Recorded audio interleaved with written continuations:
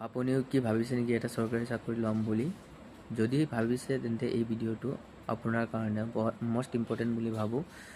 যিহেতু সকলোৱে গম পাইছে যে ইতিমধ্যে SSC GD 2026 ভৰ্তি প্ৰক্ৰিয়াৰ এটা ফেজ মানে ৰিটেন টেষ্ট ইতিমধ্যে আৰম্ভ হৈছে আৰু কিছুদিনত সেই ৰিটেন টেষ্ট শেষ হ'বলৈ গৈ আছিলে। ইয়াতে কিছুমান চেণ্টাৰত কিছুমান বিসংগতি দেখিবলৈ পোৱা গৈছে। সেই বিসংগতিটো এনেকুৱা ধৰণৰ, কিছুমান দুষ্ট চক্ৰই টকাৰে সেই এক্সামটোক পাছ কৰাৰ চলনাৰে কিছুমান পদ বাছি লৈছে আৰু সেই পদটো বাছি লোৱাৰ পিছত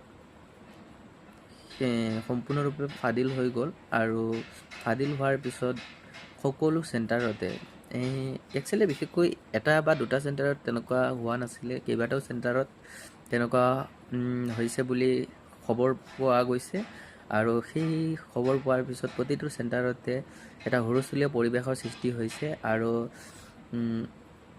প্ৰতিটো চেণ্টাৰতে আৰু প্ৰতিগৰাকী ছাত্ৰ ছাত্ৰীয়ে নিজৰ মতামত দাঙি ধৰিছে, কাৰণ বহুতো কষ্ট কৰি নিজে সেই চেণ্টাৰত দূৰ দূৰণিৰ পৰা আহি ৰিটেন টেষ্ট দিবলৈ গৈছিলে আৰু কিছুমানে দি আহিছে। দিয়াৰ পিছতো যেতিয়া এই খবৰটো শুনা পাইছে, সকলোৰ মনত এটাই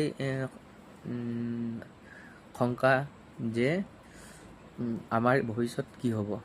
গতিকে এনেকুৱা যদি এটা পোষ্টৰ কাৰণে 13 পৰা 14 লাখ টকা দি এটা কনষ্টেবল চাকৰিৰ কাৰণে ইমান টকা দি যদি ভৰ্তি হ'ব বিচাৰে, আমাৰ নিচিনা দুখীয়া মধ্যবিত্ত ঘৰৰ ল'ৰা হওক বা ছোৱালী হওক, সিহঁতে সেই টকা ক'ৰ পৰা গোটাব আৰু সিহঁতে চাকৰি কেনেকুৱা ল'ব। গতিকে মই আশা কৰোঁ যাতে ইয়াৰ ওপৰত সেই বিভাগীয় কৰ্তৃপক্ষই আৰু SSC বোৰ্ডে সম্পূৰ্ণৰূপে চালি জাৰি চায় আৰু প্ৰতিগৰাকী ছাত্ৰ ছাত্ৰীক ন্যায়টো দিয়ে যেনে।